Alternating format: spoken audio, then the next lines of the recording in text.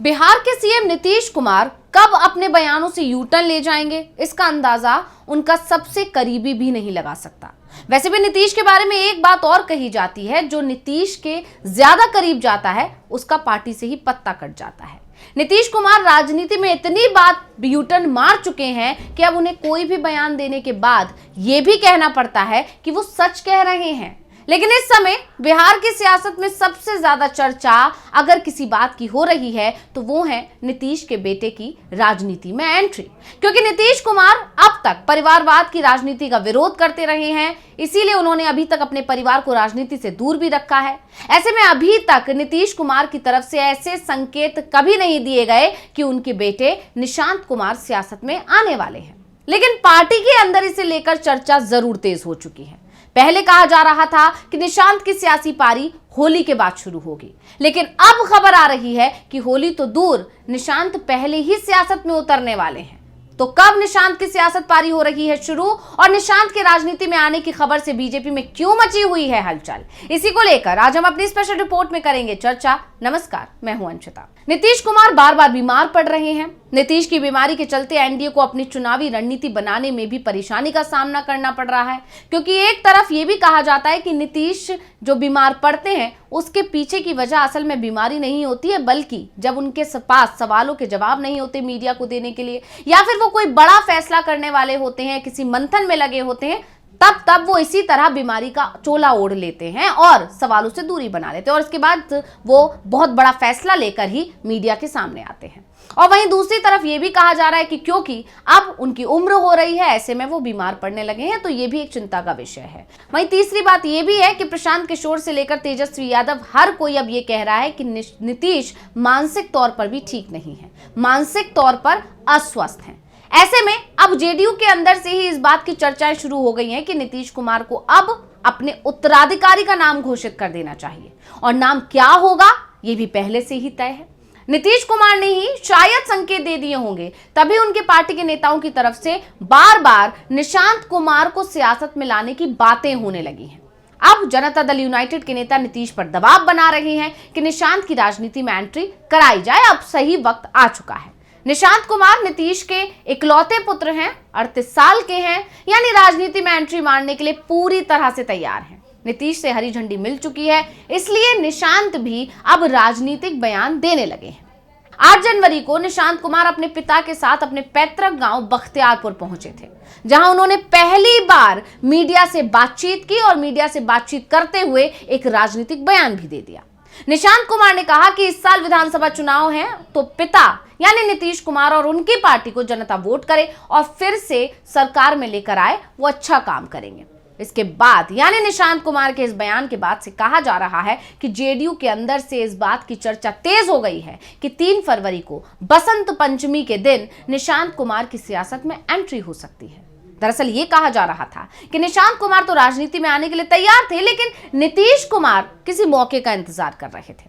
दरअसल अभी तक नीतीश कुमार परिवारवादी राजनीति की आलोचना करते रहे हैं, वो लगातार अपने परिवार को राजनीति से दूर रखते रहे हैं। वो राष्ट्रीय जनता दल और लोक जनशक्ति पार्टी के खिलाफ परिवारवादी राजनीति को लेकर काफी मुखर रहे हैं, यानी उन तमाम पार्टियों पर हमलावर रहते हैं जिनमें परिवारवाद चलता है। ऐसे में उन्हें यानी नीतीश कुमार को यह डर भी लग रहा था कि अगर निशांत को वो जेडीयू में एंट्री देते हैं, यानी निशांत की जेडीयू में एंट्री हो जाती है, तो उनके पुराने बयान ही उन पर भारी पड़ सकते हैं। यानी जिन विपक्षी दलों पर या जिन पार्टियों पर वो निशाना साधते रहे हैं, वो हमलावर हो जाएंगे नीतीश कुमार पर कि अब कहां गया आपका परिवारवाद। लेकिन अब नीतीश कुमार ने भी निशांत के सियासत में आने को हरी झंडी दिखा दी है, और इसके बाद से ही जेडीयू के अंदर निशांत को अब नीतीश कुमार की विरासत को संभालने वाला नेता कहा जाने लगा है। दावे अब यहां तक किए जा रहे हैं कि नीतीश कुमार भले ही पिछले 20 सालों से कोई चुनाव नहीं लड़े हों, लेकिन निशांत कुमार सियासत में एंट्री करने के साथ इस बार जो बिहार विधानसभा चुनाव होना है, जिसमें अब 8 महीने का ही वक्त बचा हुआ है, उन चुनावों से अपना डेब्यू कर सकते हैं, यानी विधानसभा चुनाव लड़ सकते हैं। निशांत नालंदा लोकसभा में किसी विधानसभा सीट से चुनाव लड़ सकते हैं, ऐसे दावे किए जा रहे हैं, और निशांत के लिए नालंदा में जीत कोई ज्यादा मुश्किल भी नहीं होगी। दरअसल क्षेत्रीय दलों की सबसे बड़ी दिक्कत यह होती है कि एक नेता के रहते दूसरे नेता को चुनने का जबरदस्त दबाव होता है। ये बहुत ही कठिन दौर होता है। ये केवल एक नेता के उभरने का समय नहीं होता, बल्कि पूरी पार्टी का पीढ़ीगत परिवर्तन भी होता है। तमाम पुराने नेता एक झटके में दरकिनार कर दिए जाते हैं और नए नेताओं का राजनीति में उदय होता है। कई नेता खुद को बचाने के लिए एड़ी चोटी का जोर लगा देते हैं। समाजवादी पार्टी में जब पीढ़ीगत परिवर्तन हो रहा था, तब न केवल राज्य स्तर के बल्कि जिला, तहसील और ब्लॉक स्तर पर भी नए नेताओं का उदय हो रहा था और पुराने नेता अपने भविष्य को लेकर चिंतित दिख रहे थे। मुलायम सिंह ने अखिलेश यादव के हाथों में कमान सौंपी तो परिवार में भी इसे लेकर मतभेद दिखाई दिया था, लेकिन बाद में अखिलेश यादव ने खुद को साबित किया। तेजस्वी यादव को लेकर भी लालू के परिवार में मतभेद दिखाई दिए थे, लेकिन लालू के सामने किसी को खुलकर विरोध नहीं किया गया, यानी विरोध करने की अनुमति ही नहीं थी लालू के सामने। तेजस्वी यादव ने भी अपनी क्षमता दिखाई और लालू यादव के जो उम्मीदें थी उन पर वो खरे उतरे। वहीं एलजेपी की अगर बात करें तो एलजेपी में रामविलास पासवान ने अपनी विरासत चिराग को सौंपी थी, जिससे उनके चाचा भी नाराज हो गए थे, पशुपति पारस। लेकिन इसके कुछ ही दिनों बाद रामविलास पासवान दुनिया से चले गए तो एलजेपी में चिराग के चाचा ने बगावत कर दी थी। निशांत के साथ कम से कम एक समस्या तो नहीं है, उन्हें परिवार के अंदर कोई चुनौती नहीं मिलेगी, क्योंकि वो इकलौते पुत्र हैं। क्योंकि नीतीश कुमार ने अपने परिवार के किसी भी सदस्य को राजनीति में आने ही नहीं दिया था। अब निशांत का अगर सियासत में प्रवेश होगा तो वो स्वाभाविक रूप से नीतीश के उत्तराधिकारी बन जाएंगे। वैसे एक सवाल ये भी है कि क्या निशांत सियासत में सफल हो पाएंगे? ये उनके सियासत में आने के बाद ही पता चल पाएगा। दरअसल क्षेत्रीय पार्टियों की जो कमान होती है वो परिवार के ही किसी सदस्य के हाथ में होती है। जिस दल को पारिवारिक विरासत नहीं मिली वो पार्टी खत्म हो गई। तमिलनाडु में एआईएडीएमके का हाल सभी देख रहे हैं। जयललिता के बाद से पार्टी लगातार बुरी हालत में जाती दिख रही है।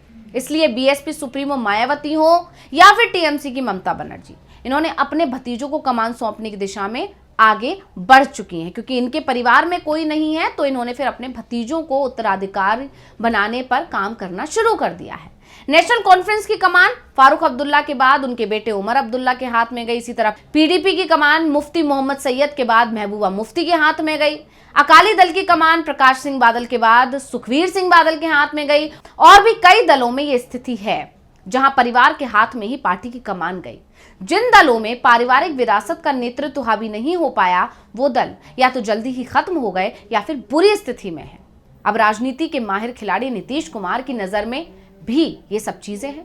नीतीश कुमार को पता है कि उनकी पार्टी के टूटने का इंतजार बिहार के दोनों बड़े दल, चाहे वो बीजेपी हो और चाहे वो आरजेडी हो, दोनों ही कर रहे हैं। दोनों बस नीतीश कुमार के रिटायरमेंट का इंतजार कर रहे हैं और यही वजह है कि चाहे वो बीजेपी हो या वो आरजेडी हो, बार बार भारत रत्न देने की बात की जा रही है नीतीश कुमार को।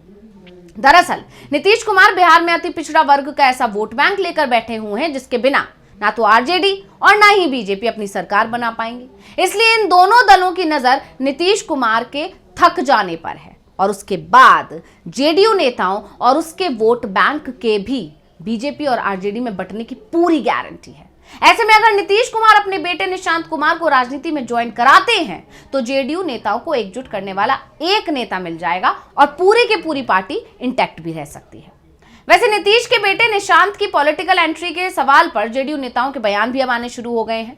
जेडीयू नेता और बिहार सरकार के मंत्री अशोक चौधरी का बयान आया। वो कहते हैं कि जब मेरी बेटी राजनीति में आ सकती है तो वो क्यों नहीं आ सकते। अगर निशांत राजनीति में आते हैं तो हम लोग उनका स्वागत करेंगे, लेकिन निशांत सियासत में आएंगे या नहीं ये हमारा नेता तय करेगा। मतलब नीतीश कुमार। बता दें कि अशोक चौधरी की बेटी शांभवी चौधरी लोक जनशक्ति पार्टी यानी रामविलास के टिकट पर समस्तीपुर से सांसद बनी है।